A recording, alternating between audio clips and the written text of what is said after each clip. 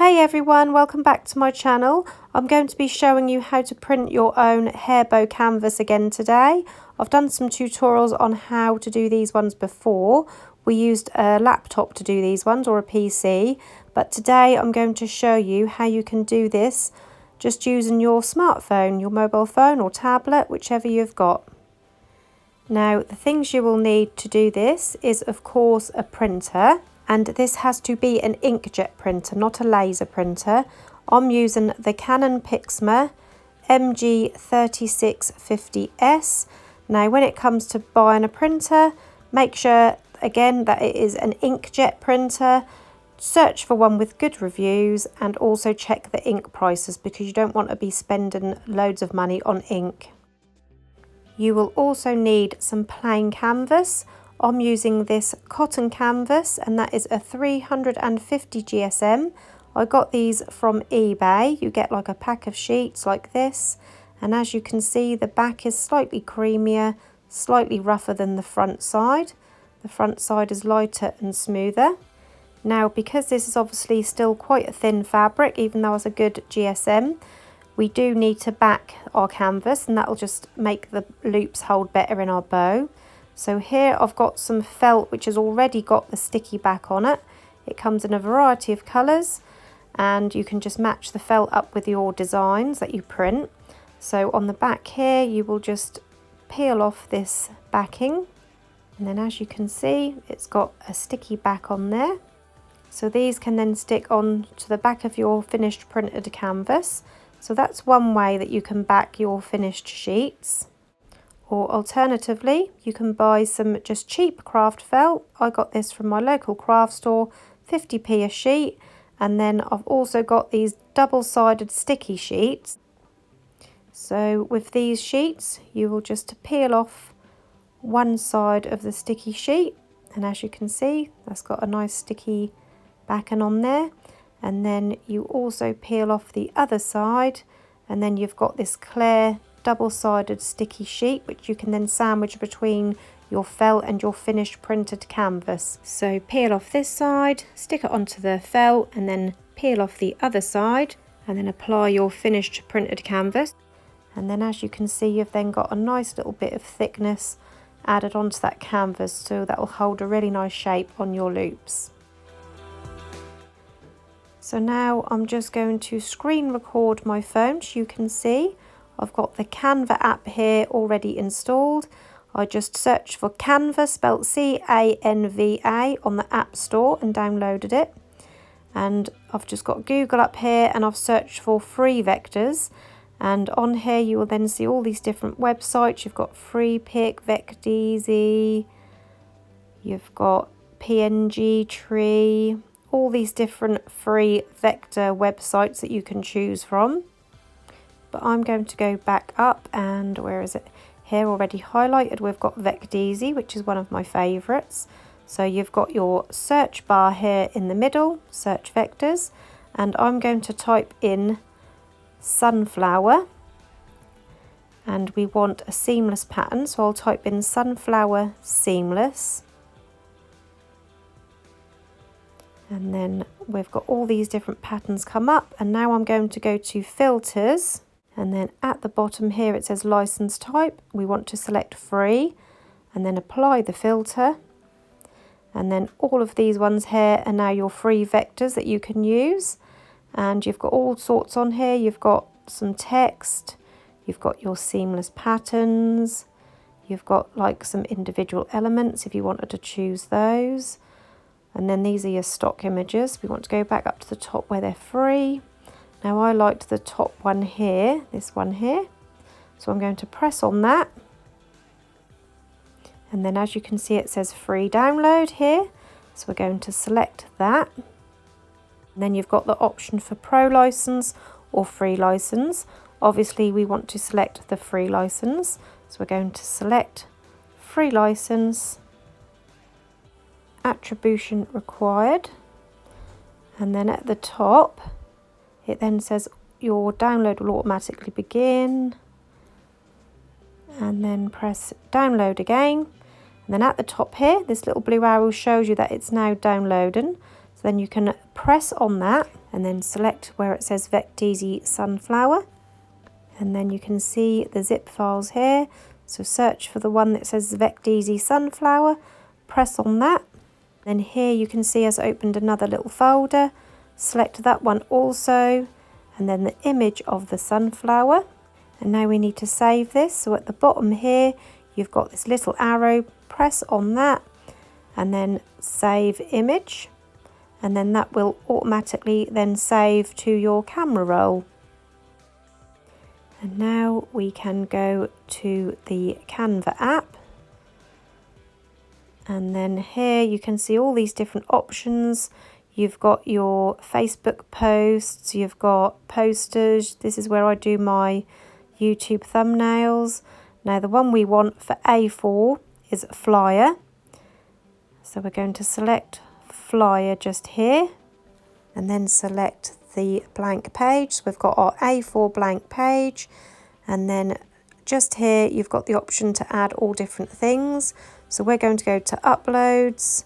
You've got some uploads on here that I've already uploaded, but we want our image. So I'm going to go to camera roll and I'm going to find my sunflower image that we've saved, which is just here. And that will then upload onto our Canva app. So if I just bring this up, you can see it there uploading. So I'm just going to press on that to open that up on our page. And now I'm going to resize it. Just drag it up to this corner. And then I'm going to make my sunflowers to the size I want, bearing in mind this is like an A4 sheet. So looking at that, the flowers will be around 1 centimetre. And then if you look at the bottom here, you've got this little square just here. We're going to press on that and that will duplicate our image. I'm going to have 4 of those images up, and then we can drag these out of the way. So press on the next one, drag that down, press on the next one, and this one we're going to line up with that first one like that. And as you can see, those little pink lines appear to show when you're in line. And as you can see, if I zoom in, that's made a lovely seamless pattern. There's no gaps on there. So I'll select the next square, drag that up, wait for those little pink lines to come up to show that's in line like that. And then select the last square, drag that up and line it up like that. And now we've got a full line here. We can now press on one of the squares to highlight it. So when you press on one, that will highlight blue. Press and hold on it until it says one element selected like that. And then tap on the next one and the next one and the next one. And now we've got 4 elements selected. And then tap that duplicate button again. So we've now got a whole line duplicated, which we can then drag down and line up just like that. Now we're going to repeat that again.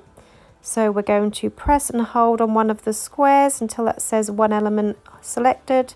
Tap, tap, tap. So we've got those 4 in a line.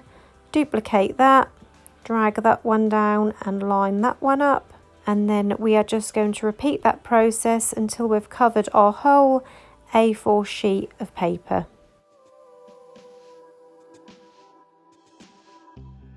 And there you have your full A4 sheet ready to print out. Now I'm just going to show you how to troubleshoot.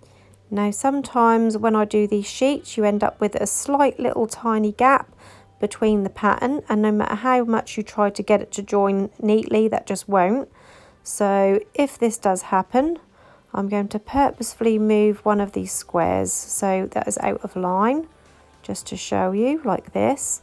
Now this one, if I select it, that does just join up, but sometimes that just will not join up like that. So imagine you've got this little gap here, and no matter what you do, you cannot get that to line up neatly. What you need to do is then select that element, so that's highlighted. That could be a whole line if you want, and then scroll across until you find nudge. So here, select nudge, and then you can just tap the arrow in whichever direction you need that to shift, and then that will just bring that together like that. So as you can see, that is now nicely joined up with no gaps, and you've got your seamless pattern again. So then if we just zoom out, there you go, your full seamless pattern. Now we can save that At the top here, you want to press on the arrow and then save your image, and that is then saved automatically to your camera roll ready to print.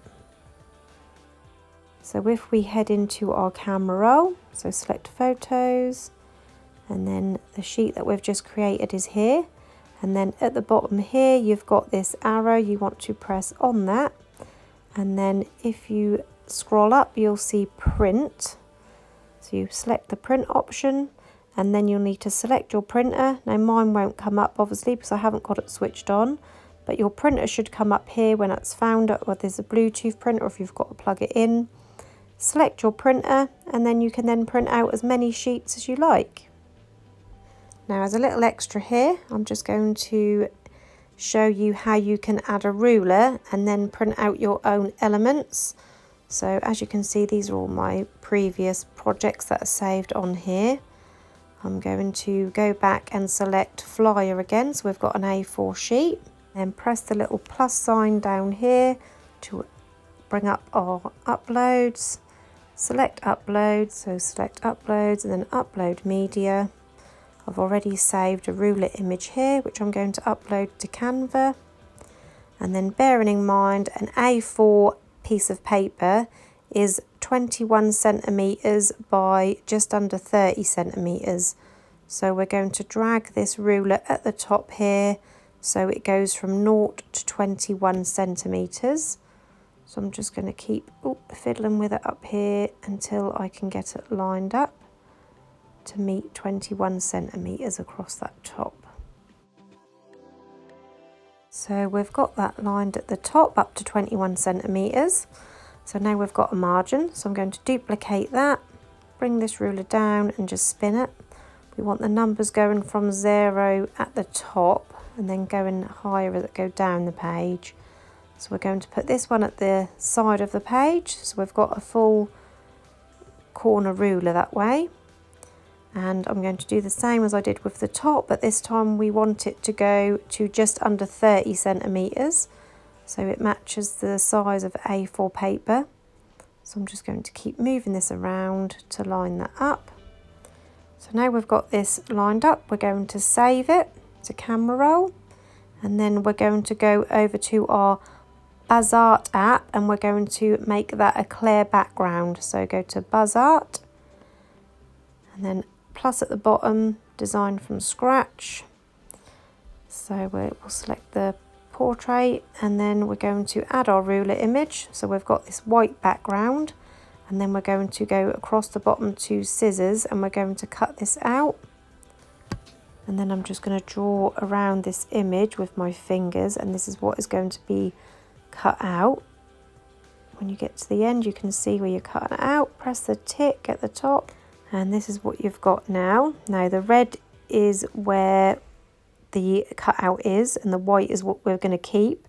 So we're just going to go in now and tidy it up. So I'm on erase and I'm just going to zoom in and erase the rest of this white bit until we've got this ruler nicely cut out with a plain background.